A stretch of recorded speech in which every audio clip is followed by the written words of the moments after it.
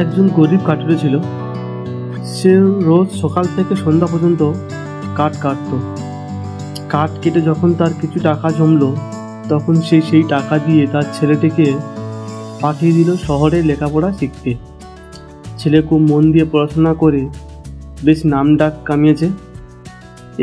এর মধ্যে তার বাবার টাকা গেল ফুরিয়ে। কাজেই তার লেখাপড়া শেখা হলো না। সে বাড়ি ফিরে এলো। কাঠুরেও তাতে বড় দুঃখ হলো। ছেলেটি তাকে এই বলে সান্ত্বনা দিল, তার জন্য ভাবছো কেন বাবা? যদি কপালে থাকে তো ঢের লেখাপড়া হবে। এখন চলো কাঠ কাটতে যাই। কাঠুরে ছেলেকে বলল, না বাবা, তুমি বাড়িতেই থাকো। তুমি তো এই কাজ কোনোদিন করোনি, তাই তুমি এই কাজ পারবে না এবং এত পরিশ্রম করতেও পারবে না। আর এছাড়াও আমাদের তো মাত্র একখানাই কুড়ুল। কিন্তু ছেলে যাবেই ঠিক করেছে। সে বলল, আর কারোর কাছ থেকে একটা কুড়ুল চেয়ে আনো বাবা। তারপর কদিন কাঠ কাটলেই যে পয়সা হবে তাই দিয়ে একটা আমরা প্রথম কুড়ুল কিনে নেব। তখন তার বাবা পাশের বাড়ি থেকে একটা কুড়ুল ধার করে নিয়ে এলো এবং বাবা এবং ছেলে মিলে বনের মধ্যে চলে গেল কাঠ কাটতে। কাঠ কাটতে কাটতেই দুপুর হয়ে গেল। তার ছেলেকে ডাকলো, এসো একটু বিশ্রাম করে নাও, চারটি খাবার খেয়ে নি, বড় পরিশ্রম হয়েছে। কিন্তু ছেলে তার ইচ্ছে নেই খাবার। তুমি খাও বাবা, আমার মোটেই খিদে নেই। আমি একটু ঘুরে দেখি গাছে পাখির বাসা আছে কিনা। বলে সে পাখির বাসা খুঁজতে বের হলো। তারপর এ গাছ ও গাছ দেখতে দেখতে সে একটা প্রকাণ্ড বটগাছের কাছে এসেই পৌঁছল। সেই বটগাছটি ছিল 300 বছরের পুরনো বটগাছ।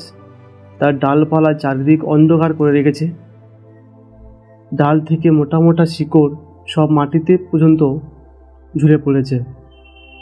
কাঠুরের ছেলে ভাবল, এর ভিতরে নিশ্চয়ই অনেক পাখির বাসা পাওয়া যাবে। এই ভেবে সে বটগাছের কাছে গিয়ে উপরের দিকে তাকিয়ে খুঁজতে লাগলো বাসা আছে কিনা। হঠাৎ তার মনে হলো কে যেন তাকে বলছে, আমাকে খুলে দাও গো, আমাকে খুলে দাও। সে এদিক ওদিক চেয়ে কাউকে দেখতে পেল না বলেই আবার সেই পাখির বাসা দেখতে থাকলো। কিছুক্ষণ বাদেই আবার ডাক শুনতে পেল, আমাকে খুলে দাও, আমাকে খুলে দাও। তখন সে চেঁচিয়ে জিজ্ঞাসা করলো, কে খুলে দিতে ডাকলো? তুমি কে? সে কোথার উত্তর এলো, এই যে গাছের শিকড়ের নিচে। তখন ছেলেটি নিচের দিকে তাকিয়ে বটগাছের একটা শিকড়ের তলায় একটা বোতল দেখতে পেল। বোতলটাকে বার করে হাতে নিয়ে দেখে যে তার ভিতরে একটা ব্যাঙের মতো একটা কি যেন লাফাচ্ছে আর চেঁচি করে বলছে, আমাকে খুলে দাও, আমাকে খুলে দাও। কাঠুরের ছেলে বোতলের চিপিটা দিল খুলে। অমনি সেই ব্যাঙের মতো জিনিসটা লাফিয়ে বাইরে এসে দেখতে দেখতে বিরাট বটগাছের মতো একটা পেতনিভূতের আবির্ভূত হলো। এখন সেই পেতনিভূত তাকে ঘাড় কারণ আগে থেকেই পেতনি ঠিক করে রেখেছিল যে আমাকে বোতল থেকে বার করবে, আমি তার ঘাড় ভাঙবো। কাঠুরের ছেলে কিন্তু তাতে মোটেই ভয় পেল না। সে জবাব দিল, এই কথা আগেই বলতে হতো, তাহলে আর তো তোমাকে বোতল থেকে বেরোতে হতো না। ঘাড় ভাঙা বুঝি অমন সহজ কথা? আগেই সাক্ষী বার করো যে আমি তোমাকে ছেড়ে দিয়েছি। ভূত বলল, সাক্ষী টাকি আমি জানি না, ছেড়ে যখন দিয়েছ তখন ঘাড় ভাঙবই। কাঠুরের ছেলে তাকেই থামিয়ে বলল, ওরও শত তাড়াতাড়ি কেন? আমাকে তো কিছুতেই বিশ্বাস হচ্ছে না যে তুমি এই বোতলের ভিতরে ছিলে। অত বড় ভূতটা কি কখনো এর ভিতরে থাকতে পারে? ওসব মিথ্যে কথা। ভূতেরা মিথ্যে কথা বলে না, কাজেই তাকে মিথ্যাবাদী বলাতে ভূতটা ভারী চটে গিয়ে বলে, বেটা মিথ্যে কথা?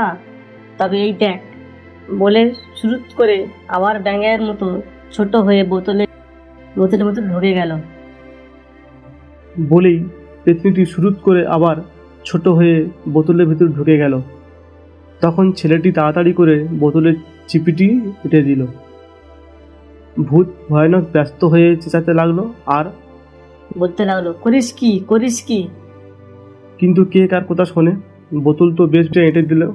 তাকে আবার সেই বটগাছের নিচে রেখে দিয়ে কাটুরের ছেলে হাসতে হাসতে সেখান থেকে রওনা দিল।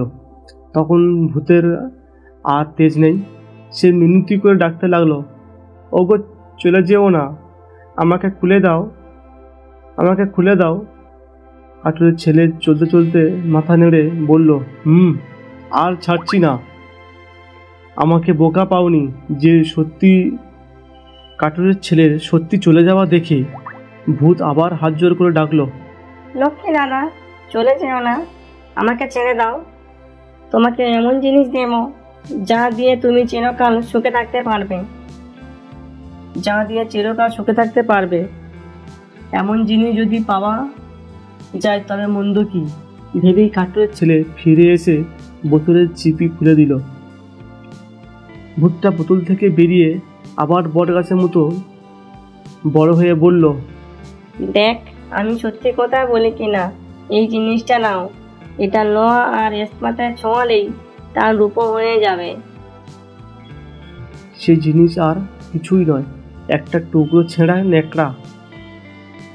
কাটুরের ছেলে সেইটি হাতে নিয়ে আগেই পরীক্ষা করে দেখল, তার কুড়ুলটা রূপো হয়ে গেল।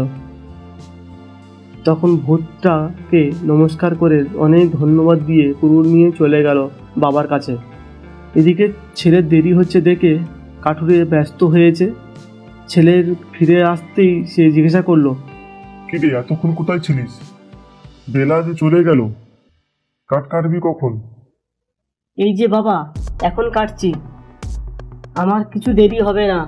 বলে ছেলেটি যেই না একটা গাছে কোপ দিয়েছে অমনি কুড়ুলের মুখ গিয়েছে বেঁকে। খাঁটি রূপো তো আর লোহার মতো শক্ত হয় না, তা দিয়ে কাঠ কাটা যায়? ছেলেটি তার বাবাকে বাঁকা কুড়ুলটা দেখিয়ে বলল, আমাকে কিরকম কুড়ুল দিয়েছ যে কাটতে না কাটতেই গেল ভেঙে? কাঠুরে তাকে বলল, কি করে ভেঙে ফেললি? সর্বনাশ! এখন যার কুড়ুল তাকে গিয়ে কি বলি? এইসব বলে ভারী ব্যস্ত হতে লাগলো। ছেলে বলল, রাগ করো না বাবা, কালকেই এই কুড়ুলের দাম দিয়ে দেব। কাঠুরে আরো রেগে বলল, তামাশা রেখে দে, ভাত জোটে না আবার কুড়ুলের দাম দে। বাড়ি গিয়ে কাঠুরের ছেলেকে পাঠিয়ে দিল বাজারে। যা, এই কুড়ুলটা বাজারে বেচে আয়, 2-4 পয়সা যা হয় হবে, বাকি আমাকে খেটে খুঁটে জোগাড় করে দিতে হবে। আর কি? কুড়ুলখানা নিয়ে ছেলে এক শেখরার কাছে 300 টাকায় বেচে এলো। বাড়ি এসে সে তার বাবাকে বলল, যার কুড়ুল তাকে জিজ্ঞাসা করে এসো তার কুড়ুলের দাম কত ছিল।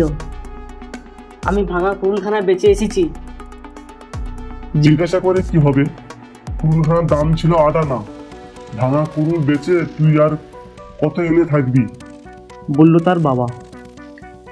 এই নাও, একটা টাকা তাকে দিয়ে এসো, আর এই নাও বাকি 299 টাকা। বলে ছেলে কাঠুরের হাতে টাকা গুনে দিল। কাঠুরে তো অবাক। সে কি রে, এত টাকা কোথায় পেলি? তখন ছেলেটি বোতলের ভূতের কথা গল্পটা তার বাবাকে বলল। তারপর থেকে সেই ভূতের দেওয়া সেই নেকড়াটির সাহায্যে তাদের অনেক বড় লোক হয়ে গেল এবং তাদের আর কোনো অভাব পড়ল না। ছেলেটি আবার শহরে গিয়ে পড়াশোনা করতে লাগলো।